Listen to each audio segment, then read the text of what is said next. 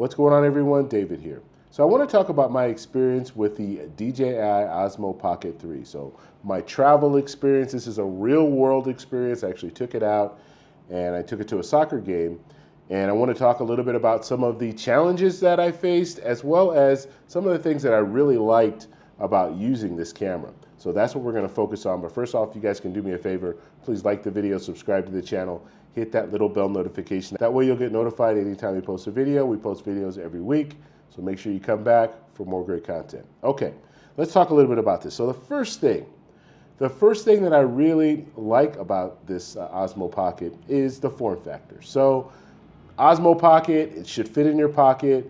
It does fit in your pocket. So when I took it out, I was going to a soccer match. I wanted to make sure that I brought everything that I needed, but I didn't want to carry an additional bag. That was what was important to me. I just want to have what's in my pocket, and that's it. And so I brought the camera. I also brought the mic, which I'm wearing right now, and I'm actually shooting this video with the camera so you guys can get a better idea of what it looks like if you just set it down on a table and you're talking to a camera. So I brought the camera, the mic, as well as the battery. That's all I brought, the extra battery. And I was able to fit all that in one pocket, which is great because, like I said, I didn't want to bring a bag. All I wanted to have is just in one of my pockets, have all the camera stuff that I need, and then everything else, have my wallet and all that stuff, my phone in my other pocket, and then, that's the way that I wanted to travel.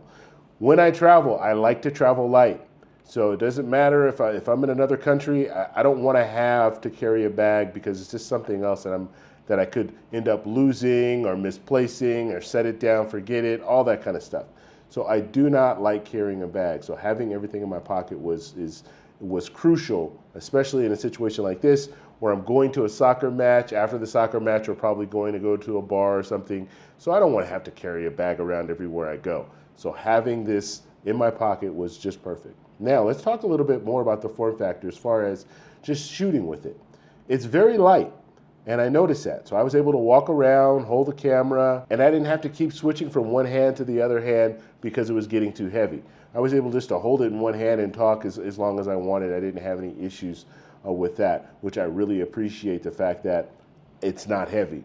It's not heavy, and I can walk around with it for, I would say, 15, 20 minutes I could walk around just holding it in one hand. And there were times where I was talking for like 10 minutes, 15 minutes, just holding the camera up talking, and I didn't have any issues with it getting heavy and having to switch from one hand to the other. So I really appreciate that. Okay, so now I want to talk a little bit about the audio. So when I took this camera out to the soccer match, I used a built-in audio. I did not use the lavalier mic, okay, the wireless mic. Now the reason that I didn't use this, first off, I wanted to find out how good the mics are on the camera, okay? Because I already know the wireless lav mic is going to be good. It's going to sound good. I'm not going to have any issues with that. And you're not going to have a problem hearing what I'm saying. But the built-in mics, I wanted to know, because I was in an environment where it's very, very noisy. I wanted to know, will you be able to hear me if you have people yelling in the background and things like that? And I found that the audio was very good. It was usable audio. All right, the game has begun.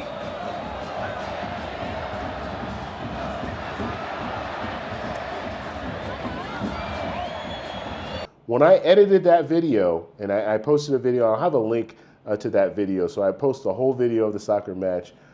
When I edited that video, I didn't have to make any changes to the audio, okay? I didn't have to really focus in on the audio or drop the background out a little bit. I didn't have to do any of that. It was straight out of camera, and it was good.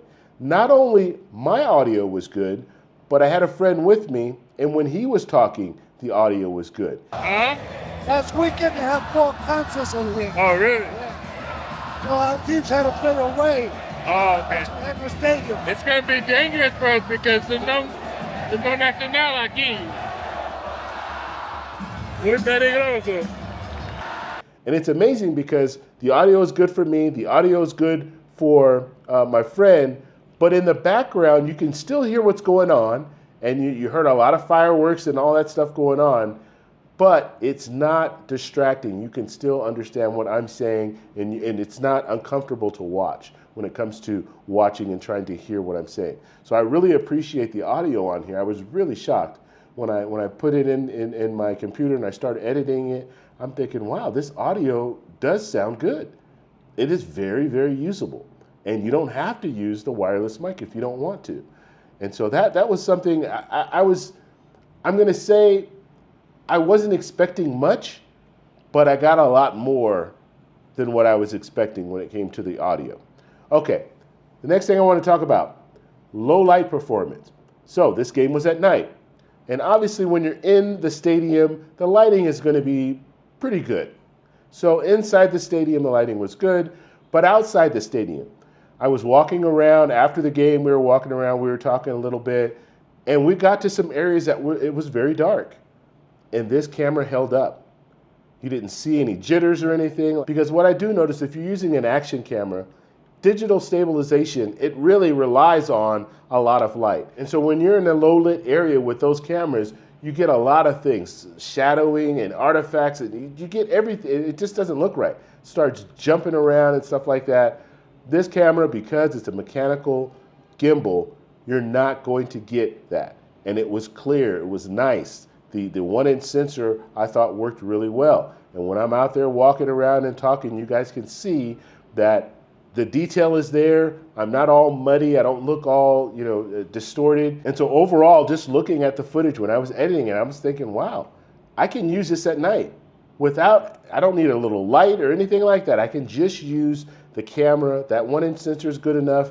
And if I'm out and I'm walking around, as long as there's a little light, you don't have to have much. As long as there's a little light, I'm going to be fine using this camera. So I was really happy with that. And you could see the difference when I'm walking through different areas. You could see some areas are a little brighter than others, even at nighttime. But you see how it holds up. And it doesn't just completely break down when I'm walking in a different environment. Now, I was not using the low light setting. I was using the regular setting for this experiment, and it worked fine. I forgot to turn on the low light. I started in the daytime shooting, and then when it got to at night, I just kept it in the same setting, so I didn't have the low light. I'll do future videos where I'll use the low light setting so you can see if there's a difference. But all in all, I was really, really pleasantly surprised when it came to the low light capabilities. And this is a camera, when I'm traveling, I can take it out and I don't have to worry about, okay, I might need to bring another camera because if it gets dark, I'm not gonna have the good quality, or I might have to use my phone, because that's what I would do before.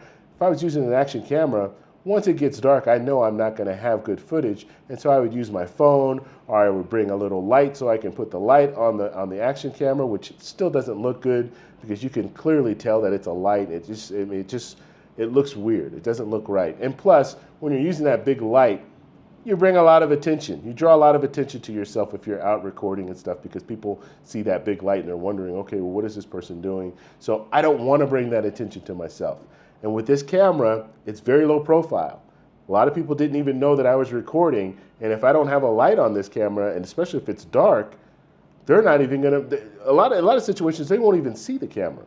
So that's amazing as well. Okay, so let's talk a little bit about battery life. So I took the camera out. I had the extra battery. I did not use the extra battery. And we were out for about 6 hours. Now, I didn't record for that full 6 hours, but I would turn the camera on, I would talk a little bit, turn the camera off, or I'd turn the camera on, and we'd walk for 10, 15 minutes, and then I'd turn the camera off. And so I was doing that constantly through this whole event. And I still had about 40% left on the battery when we were done, 6 hours later. And so the battery was really good as far as shooting a video, because when you're shooting a video, you don't have the camera on the whole time. Usually what I'm doing is I'm thinking about, okay, let me do my intro, and then at halftime, let me talk a little bit at halftime. I might talk a little bit during the game, and then at the very end, I want to do kind of a closing. And so that's how I set up my vlog. And so doing that, I had plenty of battery life. And then I still had the extra battery if I wanted to plug that in. Let's say if we were going to go somewhere else and I wanted to continue recording, I could have plugged that in, and that will give me about 60% more. So I could have recharged the battery up to 100% if I wanted to. So battery life was not an issue at all. I was a little concerned about it because I'm thinking, okay, well, I'm going to be at a game. And when you're at soccer matches, a lot of times you want to record a little more, especially when they're playing, because you don't know when that score is going to happen. And so anytime they get close to the goal, I'm turning the camera on and trying to record because I don't want to miss that goal. But in this situation, the battery life was fine. Never had any issues with the batteries. Okay, so now let's talk about the challenges. There were a few challenges that I had with this camera. Now, you have to get used to using the Osmo Pockets, okay? Now, I have all three of them. So I have all three variations. I had the first one, the second one, and I just got this one.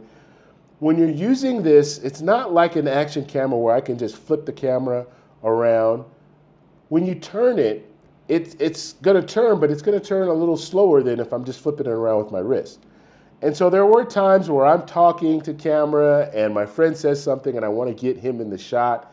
And sometimes I was able to get him in the shot and sometimes I was not able to get him in the shot. Now, flipping the camera around, I could do that, but if I flip it all the way around, then now it's just focused on him and I'm not in the shot. And I was trying to get us both in the shot. And the angle, I like the angle, but if it was a little wider, obviously it would be a little bit better to get more people in the shot. But I like this angle because I can just talk to camera like this and it doesn't look too, I mean, it doesn't bring in too much, you know, so you don't have too much in the background. You're isolated mainly on me, and so you can use it for kind of a sit-down vlog if you want to do it that way as well. And so I appreciate that. Now you do have the wide angle adapter. Now, what I'm going to say about the wide angle adapter, I don't really like to use it because I have to take it off every time I turn the camera off. And so I don't like to use it. And so if I could get away without using it, I'm going to go ahead and not use it. And so I didn't use it this whole time because I didn't want to have to take it off and then put it back on and then take it off and then you forget to put it back on or you lose it, or so I just left it in the case and didn't take it off and use it. But if I'm in a setting where I'm just sitting down and let's say I have someone sitting next to me and I'm doing an interview, I would use it in a situation like that. But because I was taking this camera out of the case, turning it on, and then recording for 10 minutes, and then putting it back in the case, and then going somewhere else and turning it back on, I didn't want to have to keep taking the wide angle adapter off and on, and so that's why I didn't use it. Now, that brings me to another challenge, and I didn't even think about this until I started recording with this camera. Both of my hands were usually occupied when I was recording with this camera, and let me explain to you why. So I would take the camera out of the case, I would hold the camera in one hand, hold it in my right hand, and in my left hand, I would just have the case in my hand. And I was doing that, not even really thinking about it, but doing that mainly because I would record for a little bit, and then I turn the camera off, I put it right back in the case, and then put it in my pocket. But I wasn't putting the empty case in my pocket and then walking around and recording. I don't know, it felt more comfortable for me just to have it, you know, have one hand holding the case and the other hand with the camera. Now, that becomes a problem because now I don't have any hands free. So if I want to do something, show something, open a door, all that kind of stuff, now I have this case in my hand. So it's just one of those things, I'm going to have to start putting it in my back pocket or doing something with it so I have that hand free. But I did notice that, so when you have the case, especially if you're shooting things really quickly, you're probably not going to want to put that case in your pocket. You're just going to want to walk around and record and then put the camera back in. And something I'm hoping that they do is they actually have another little protector that just protects the top part of the gimbal. So just protects the lens and all that, where you can just take it off and it's really small and you can just slip it in your pocket really quickly and not have to put that whole big case in your pocket. So that's something that I would hope in the future. So those were the two big challenges that I had. Everything else worked flawlessly. I mean, I thought everything was great when it came to this camera. The battery life was good. Just walking around with it was very comfortable. The low light performance was excellent. And now I went to another game, and I'm going to show you that game, and that's going to be in the future. And that will be with the low light feature on. So you'll see if there's any difference there, if you can really tell any difference. But I'm telling you, this camera is amazing for travel. So if you're out traveling, it's great. And the main reason why it's a great camera is because it's great in every environment. It's great during the day as well as it's great at night. Or if you go into a restaurant, it's really dark in the restaurant, you're still going to be able to use this camera and you'll have good footage.